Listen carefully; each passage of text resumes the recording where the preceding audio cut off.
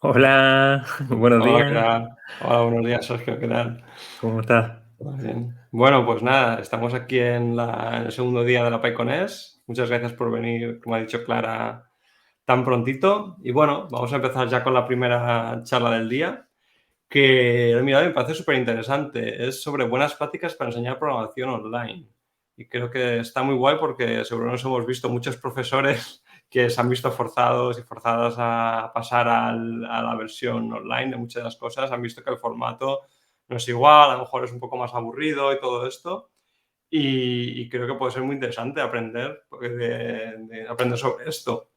La charla es sobre un grupo que se llama Metadocencia, que precisamente nace de esta necesidad de aprender cómo transformar las clases y impartir conocimiento online.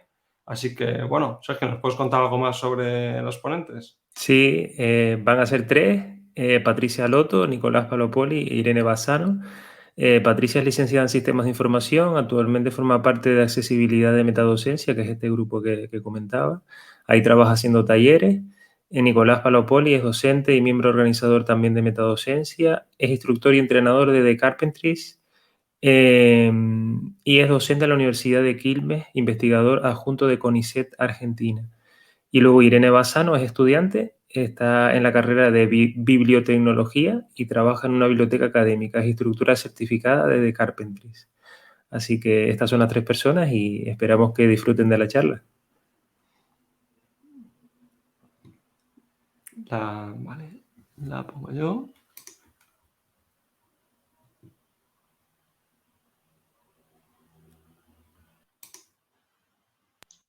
Hola, soy Patricia. Yo soy Nicolás. Y yo soy Irene. Somos parte del equipo de Metadocencia, que nació en marzo del 2020 por la necesidad de llevar la educación a entornos virtuales con urgencia. Hoy queremos contarles un poco de nuestra experiencia, compartiendo con nuestros estudiantes, que también son docentes, algunos recursos para enseñar programación de formas más efectivas. Nuestra intención es acompañar a las personas que se dedican a la docencia, entendiendo que los contextos de aislamiento durante la pandemia intensificaron problemas de accesibilidad e inclusión tanto para estudiantes como para docentes.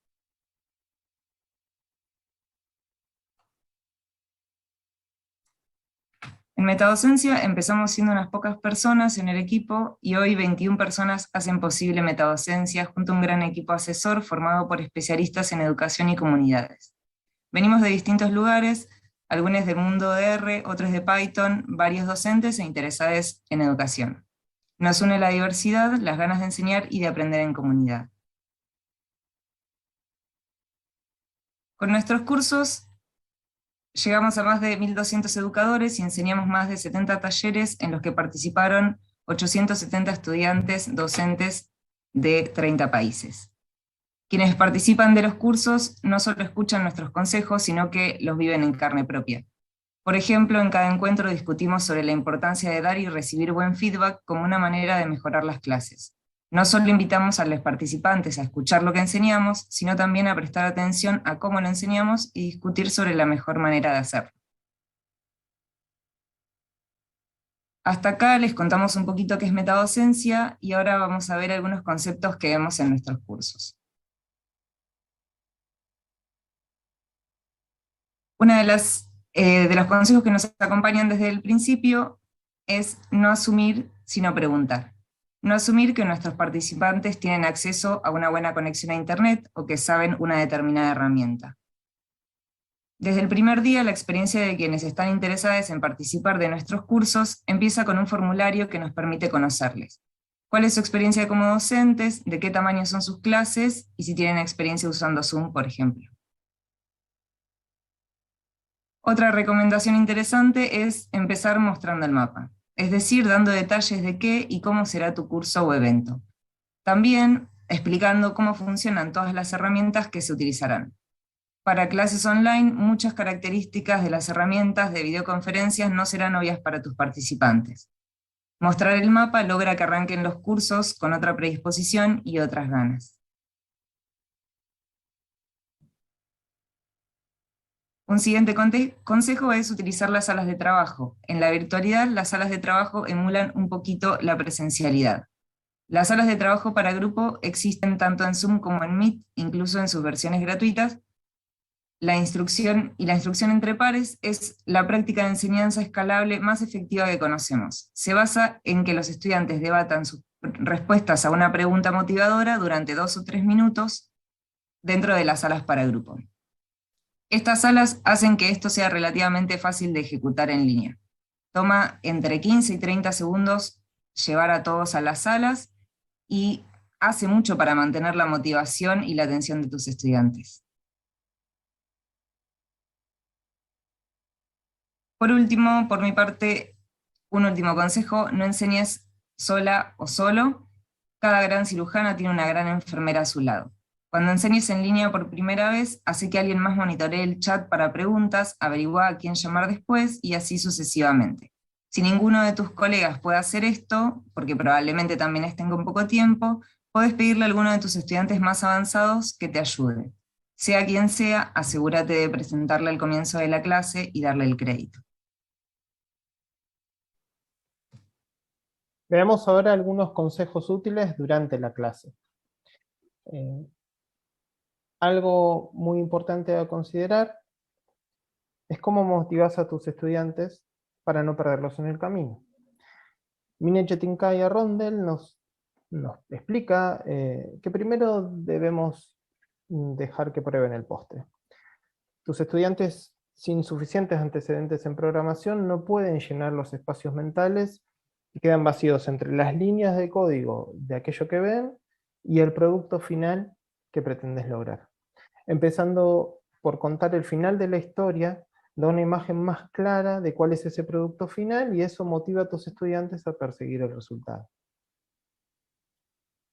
Se puede comenzar a enseñar un poco del lenguaje de programación, no como un lenguaje en sí, sino como una herramienta útil. No es necesario comenzar instalando todos los programas y todos los paquetes que se van a necesitar a lo largo del curso. En cambio, empezar por la parte visual, o directamente ejecutando código en un entorno online compartido, para hacer alguna tarea que sea útil, pero no por eso menos divertida y vistosa. Que algo que los entusiasme y los convenza de que vale la pena quedarse en el curso y pasar por esos momentos no tan emocionantes de la programación. Por ejemplo, en vez de hacerlos definir variables, identificar sus tipos, o crear código para imprimir los números primos del 1 al 10, hacerles cambiar el tamaño de un conjunto de imágenes, o hacer que obtengan una serie de gráficos cambiando un solo parámetro de forma automática. En estos dos ejemplos en pantalla, ¿cuál te parece más motivador? Posiblemente la imagen de la derecha, donde vemos el resultado final de unas cuantas líneas de código con las que tus estudiantes pueden jugar si los compartiste por Colab, por ejemplo, y allí ejecutando distintas variantes de código en vivo. Seguramente tus estudiantes también van a preferir esa variante. Con tus estudiantes ya participando activamente en tu clase, llega un momento en que debes pensar si aprendieron o si alcanzaron esos objetivos planteados. Si simplemente preguntamos ¿se entendió?, es posible que nos perdamos gran parte de la historia. No somos buenos evaluando cuánto aprendimos mientras menos sepamos sobre un tema específico. Entonces entran en juego las evaluaciones formativas. Son unos ejercicios rápidos y de respuesta inequívoca que sin perder el ritmo de la enseñanza nos permiten diagnosticar qué está pasando. Nos dan una idea de las cosas que no han funcionado como nosotros, los docentes, queríamos. Pero a la vez a los estudiantes les da una forma de verificar que realmente están entendiendo el tema que se les presentó. Porque hasta que no lo ponen en práctica es difícil saber si verdaderamente lo entienden. Otra recomendación para que apliques durante el dictado de tu clase es la de hacer ejercicios de tipo opción múltiple. Estos ejercicios, también conocidos como multiple choice, plantean algunas opciones, entre las cuales hay opciones incorrectas. Y es importante que esas opciones incorrectas sean útiles para nosotros. De tal forma que, si un estudiante da alguna de esas respuestas incorrectas, nosotros rápidamente podamos comprender cuál fue el error que cometió. Y por lo tanto volver a retomar la explicación del concepto, pero trabajando específicamente esos errores. Otro tipo de ejercicio útil como evaluación formativa es el de completar los espacios o filling the blanks, que es lo que propone al momento en que uno va a explicar un nuevo tema, por ejemplo con el ejercicio que está planteado en la pantalla, donde queremos definir una función que tenga dentro un loop. Bueno, como primer ejercicio de completar los espacios, hacemos uno donde conjuntamente vamos resolviendo este ejercicio y mostramos el código completo en pantalla. Pero luego planteamos ejercicios consecutivos con un enfoque progresivo que exija mayor complejidad para la resolución. Pasando de este ejercicio más sencillo inicial, cada problema sucesivo le va a ir dando al estudiante menor andamiaje, hasta que se le pida resolver el problema completo desde cero. El segundo ejercicio podría ser del mismo tipo, con el mismo objetivo de hacer una función completando un loop, pero en este caso con espacios en blanco que directamente los estudiantes tengan que ir completando con los nombres de las variables o de los parámetros necesarios. Así podés ir avanzando en forma gradual, teniendo cada vez mayor número de espacios, hasta que luego se termine como último ejercicio teniendo que hacer el programa o código desde cero. Así entonces, los estudiantes van a poder ir resolviendo problemas pequeños paso a paso, sin enfrentarse a la frustración de arrancarlo desde cero, en blanco, y quizás con cero conocimiento de cómo arrancar. Hay un tipo de ejercicio más que resulta útil para evaluación formativa, que son los problemas de Parsons. En estos casos se propone un problema a resolver con un objetivo claro. Por ejemplo, queremos que se aprenda a resolver un loop, o que se aprenda a resolver un for, y se puede dar este código en forma desordenada y sin indentar. Entonces el estudiante que lo quiera resolver se va a poder concentrar en la dependencia de las variables o en el flujo del ejercicio, en el código en sí, sin tener que pensar en la sintaxis exacta de nuestro lenguaje o en los nombres que usemos para las variables. Dejando de lado un poco los ejercicios y pasando a una práctica útil, quizás ustedes como docentes o como estudiantes ya hayan experimentado el live coding, o la programación en vivo. Esta es una estrategia en la cual docentes y estudiantes comienzan con un script y van programando, y el docente comparte su pantalla mientras programa. De esta manera mantiene a la audiencia motivada porque puede ir siguiendo los pasos de trabajo en sus computadoras, y a la vez lo hace más interactivo, más de ida y vuelta. Lo que está bueno desde el punto de vista del docente es que, si bien exige cierta preparación para programar sin saber lo que viene en algunos casos, le va a bajar el ritmo, que suele ser rápido cuando uno se limita a exponer lo que dice en la presentación que esté como soporte. Además, se expone a que ocurran errores, y esos errores son la base de un buen aprendizaje, porque los podemos retomar para explicar por qué cometimos ese error y normalizarlo en el ámbito pedagógico. Habiendo hecho todo esto, es muy importante, tanto para docentes como para estudiantes, tener una devolución sobre el trabajo. El feedback que nos puedan dar los estudiantes durante la cursada nos puede ayudar a mejorar la propia cursada de esos estudiantes. No hay que esperar una encuesta de fin de curso. Hay distintas formas de implementar este feedback. Uno puede ser a través de notitas de colores. Podemos tener un color para respuestas positivas y otro para negativas, y pedir a nuestros estudiantes que lo pongan en sus computadoras, una nota adhesiva del color correcto, según puedan o no resolver un ejercicio. Entonces vos como docente podés mirar a tu aula y saber qué está ocurriendo. En entornos virtuales esto puede ser, por ejemplo, una manito para arriba, una manito para abajo. También podemos usar esas notas para pedir a nuestros estudiantes que dejen comentarios al terminar un bloque pedagógico y salir al recreo. Una buena forma de pedir feedback es la de uno arriba o uno abajo. En clases numerosas, donde no todas las personas llegarían a dar su feedback, podemos ir pidiendo a cada uno una respuesta positiva o negativa a la pregunta que les hagamos acerca de la clase, y las vamos alternando. Pero más allá de cómo implementamos ese feedback, algo esencial además de pedir y dar instancias para hacer críticas, es enseñar a hacerlo en forma constructiva.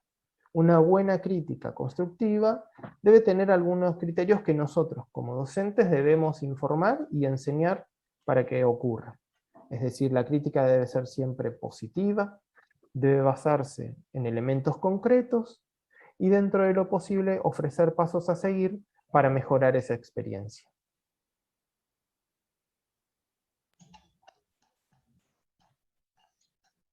Ahora vamos a hablar de accesibilidad para que puedas incluir a más personas y no dejar a nadie afuera. La accesibilidad es algo universal, que implica planear, proyectar, construir y conservar nuestros cursos de modo que tenga en cuenta la diversidad funcional. Es decir, que tenga en cuenta las necesidades y los requerimientos de todas las personas, sea cual sea su edad, condición o capacidad. Por lo tanto, es necesario diseñar el material pensando en diferentes tipos de estudiantes. La accesibilidad se debe tener en cuenta desde el principio, incluso en la planeación y en la selección de tus herramientas. Recordá que al momento de elegir la plataforma de videoconferencia donde se llevará a cabo la reunión, te sugerimos que elijas una herramienta que cumpla con la mayor cantidad de características posibles. ¿Cuáles son las características? Que se pueda operar solo mediante comandos del teclado o mediante el uso del habla, que tenga subtítulos sincrónicos, que soporte los lectores de pantalla, que permita la utilización de lupa, y esto les va a permitir a las personas usuarias, a las personas asistentes de tu curso, ampliar el texto en la pantalla si lo necesitan, y también que permita que las personas que asistan a la reunión utilicen su vía preferida para realizar consultas o participar, ya sea video, audio o chat. Respecto al contenido accesible, ¿por qué generar recursos accesibles? Para facilitar la participación y la inclusión de una mayor cantidad de personas a tus cursos. ¿Pero cómo lo hacemos? Lo hacemos definiendo pautas que tengan en cuenta las necesidades de una gran parte de las personas. ¿Y cuáles son estas pautas bases para hacerlo? A continuación, en las próximas diapositivas, profundizaremos sobre cuáles son las pautas para que tu contenido, el contenido que generes, sea accesible. Bueno, ahora hablaremos en las siguientes diapositivas de algunas pautas que te permitirán que pienses al desarrollar tu contenido en la accesibilidad. Uno de los puntos a tener en cuenta es utilizar fuentes accesibles. Recordad que no todas las fuentes a las que tenemos acceso son leídas por lectores de pantalla.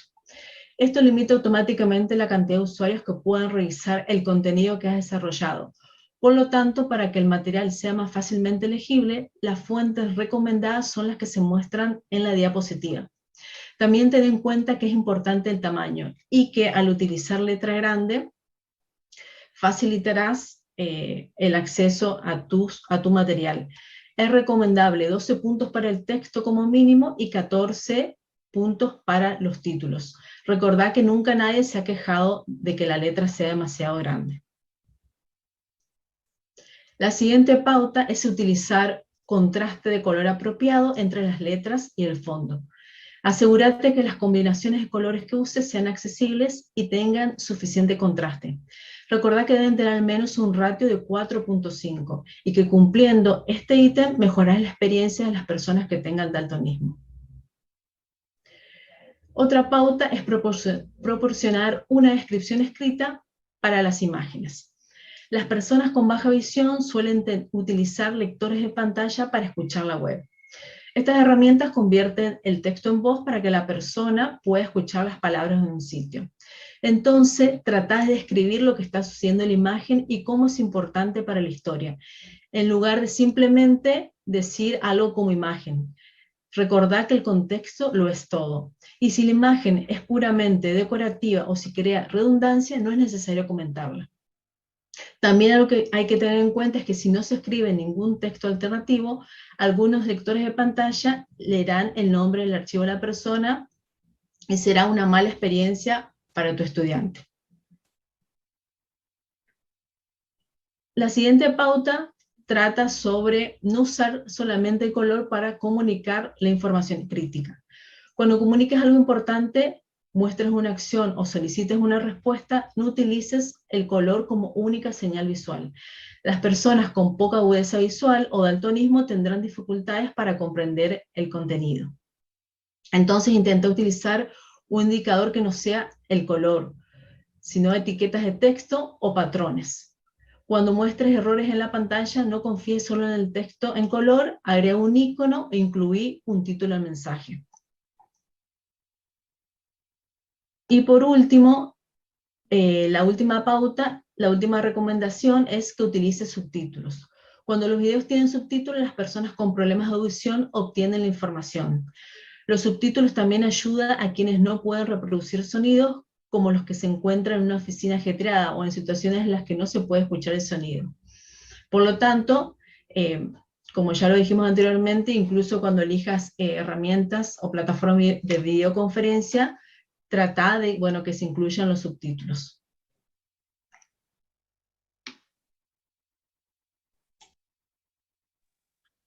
Bueno, les dejamos algunas referencias respecto del material que estuvimos presentando hoy. Nosotros no inventamos nada de todo esto, reunimos nuestra experiencia a partir de participar en otras comunidades, como por ejemplo de Carpentries, o todo el material compartido por Greg Wilson está disponible en forma gratuita en internet. Pueden chequear aquí también contenido sobre accesibilidad que encontramos útiles y fáciles de implementar en sus clases. Nosotros somos parte de Metadocencia, pueden acceder a nuestra página web metadocencia.org. También nos pueden encontrar en todas las redes con el usuario Metadocencia, incluyendo nuestro canal de Slack, que tiene alrededor de 600 docentes que participan activamente allí.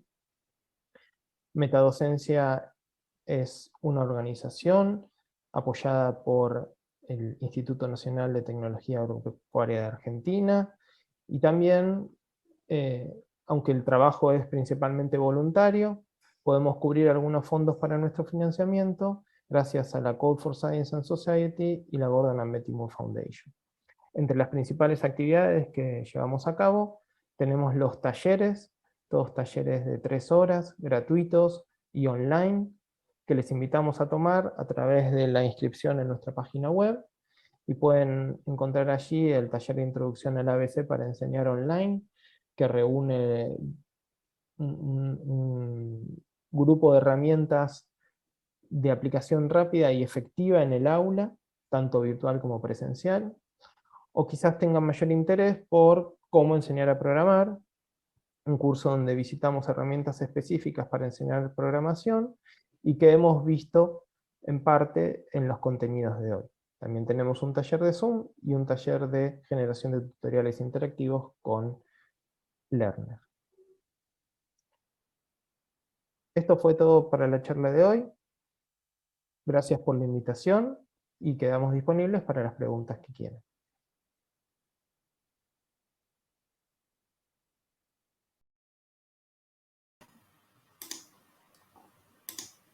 Hola. Hola. Bueno, estamos aquí. Hola, tenemos aquí a Nicolás, que es una de las personas que habéis visto hablando. Bueno, a mí me ha parecido... buenos días. A mí me ha parecido súper interesante. La verdad es que no conocía el grupo y creo que la gran parte de las cosas que decís no solo valen para clases online, sino para clases también directo. La parte inicial, sobre todo, de comprobar que la gente vaya aprendiendo, ¿no? Es súper guay. ¿Cómo surgió? O sea, ¿cómo os juntasteis? Mi pregunta, y decidisteis, mira, vamos a mirar sobre esto. ¿Dónde salió? ¿Os conocíais antes o...? Bueno, en el core team de Metadocencia somos 5 personas que ya nos conocíamos de interactuar en otras comunidades. Hay muchas de las chicas que son programadoras en R y se conocían de R-Ladies o R en Buenos Aires, distintos grupos de usuarios que las traía de ahí. Y en mi caso, conocí a algunas de ellas, a Laura Sion, por ejemplo, o a Janina, a través de Carpentries, que es esta organización internacional que se encarga de enseñar herramientas de software a investigadores. Y yo soy instructor y entrenador también de gente que se hace instructora para Carpentries, que comparte materiales online. Bueno, con toda esa experiencia que teníamos, Llegó un momento en marzo del año pasado en que nos dijeron, bueno, a partir de ahora van a dar clases desde sus casas. Dijimos, bueno, Laura sobre todo, se le ocurrió esta idea de decir, traslademos todo el material que fuimos aprendiendo acerca de cómo dar talleres con una base online, pero con también fuerte presencia en la clase tradicional, en el aula tradicional, para armar algún curso rápido que nos permita a la gente ayudarlas en este camino difícil y lleno de estrés que empieza de un día para el otro. Yo me uní enseguida a ese grupo, después se fueron uniendo más colaboradoras como Ira y Patri, y todo ese grupo que presentamos al principio. Y entonces la idea fue reunir la experiencia que teníamos de talleres de carpentries, de las distintas comunidades en las que participábamos, con base online, pero en un curso contenido en 3 horas de herramientas prácticas y rápidas para virtualizar las clases. Pero que también se aplican, como bien decís, al aula tradicional, porque no son cosas demasiado avanzadas ni que requieren una tecnología específica, son simplemente formas de hacer las cosas que sabemos, porque la mayoría de estos conceptos están basados en evidencia, que funcionan y que funcionan mejor que otros acercamientos que se podrían hacer al tema. Y así surgió Metadocencia y siguió desarrollándose con nuevos cursos a lo largo de este año y medio, un poquito más que ya llevamos. Sí, yo, Nicolás, felicitarte y a tus compañeras también, que me da pena que no estén por aquí, pero es demasiado temprano en Argentina ahora. Yo soy profesor de formación profesional aquí en España, en Tenerife. Y bueno, y me ha parecido muy interesante porque van dando consejos que parecen obvios, pero cuando una persona los ve en una presentación es como muy, muy claro, ¿no? Entonces me ha gustado en ese sentido y creo que muchas de las cosas que dicen las podemos aprovechar para las clases, ¿no? O sea que nada, enhorabuena por lo que han presentado. Muchas gracias, Sergio. Sí, agrego eso solo. En el curso, los cursos están pensados en ese sentido, en ser cosas fáciles de incorporar, que se pueden hacer gradualmente. Vos de una clase para la otra decís, bueno, esta vez voy a poner una evaluación para saber si la última media hora que estuve enseñando se incorporó bien o no. Y hay un montón de herramientas que pueden ser incluso en el papel o en un documento de Google compartido que les das el link a tus estudiantes y lo usan ahí, donde con una pregunta bien dirigida vos podés saber eso, si funciona o no. Y no hay que ser ningún programador experto ni tener experiencia docente más allá de haber usado una computadora para poder hacer eso. Entonces lo que vos decís son consejos que muchas veces son evidentes, que están al alcance, pero nunca te los pusiste a pensar. Y en el contexto de tener que salir a dar clases en una modalidad y con un entorno que no es tan amigable, ese tipo de herramientas ya, digamos, para nosotros es un placer ver cómo se incorporan por la gente que nosotros le enseñamos y que después va y da sus clases implementándolas y viene diciendo, che, gracias, esto era muy fácil y esto me resolvió la vida de una manera que no esperaba. Sí, totalmente.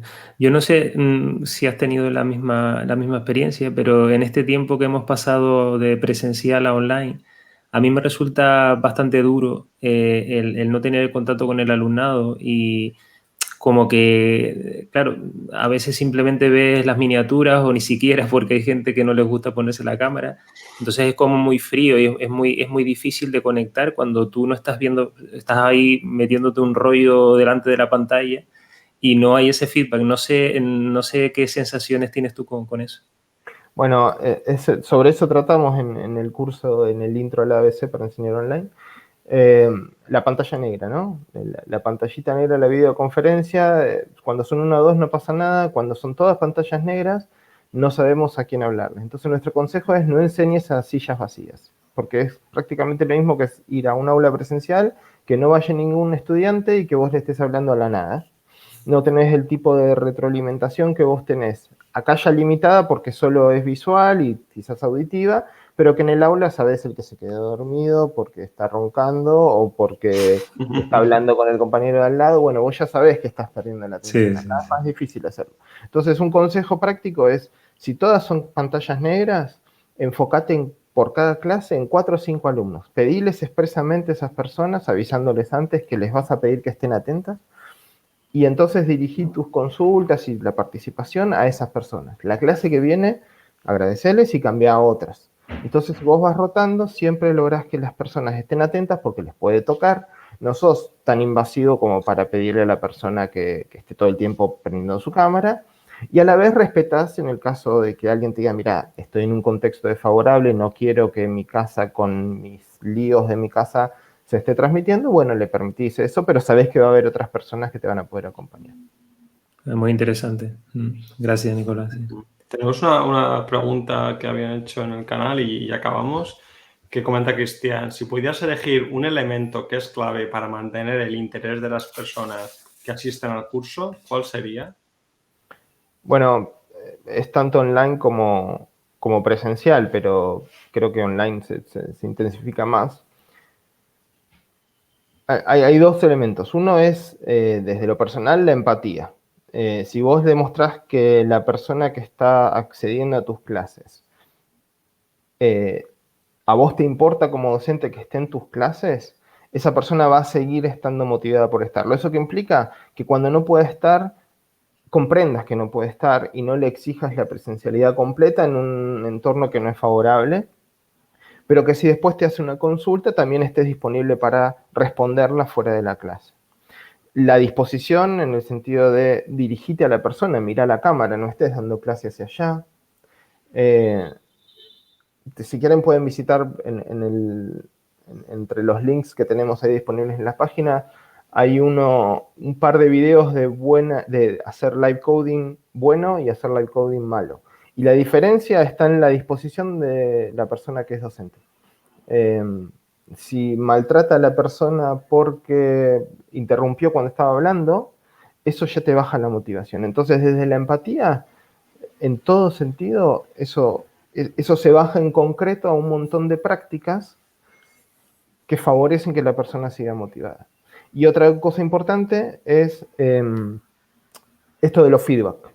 Para nosotros hacer un feedback cada 20, 30 minutos, por más que parezca demasiado, pero lo que hace es que la persona conecte. Y que si en algún momento, y esto es la principal razón de desmotivación, si en algún momento la persona se queda atrás o pierde el hilo de aquello que vos estás enseñando, al hacer ese feedback sirve para que vos sepas que esa persona necesita ayuda, entonces vos o algún ayudante lo pueden recibir en alguna sala pequeña y trabajar en particular con eso, pero a la vez la propia persona se da cuenta de que algo no quedó claro, entonces al momento de tener que implementarlo ya no es tarde, porque tuvo una instancia anterior de decir, espera, necesito reforzar esto un poquito antes de seguir. Así que empatía y devoluciones constantes nos parecen esenciales. Genial. Me volveré a ver la charla y me tomaré apuntes, porque cuando hay que explicar cosas a mis compañeros también utilizan esto. Sergio seguro también le va súper bien. Queda hecha la invitación para ustedes, Israel, Sergio, y quien quiera, para acceder a los cursos, son gratuitos, se pueden inscribir y van a seguir siendo siempre gratuitos porque la idea es que lo tome la mayor cantidad de gente posible. Nos parece verdaderamente útil y una intención nuestra es ayudar a la mayor cantidad de gente posible, así que difundan, utilicen y con gusto estaremos. Muy bien. Estupendo. Bueno, muchas gracias, Nicolás. Pues nada más. Saludos para Patricia y para Irene, cuando vean esto. Disculpen la hora, era muy tarde, pero... Sí. Vale, bueno, pues vale.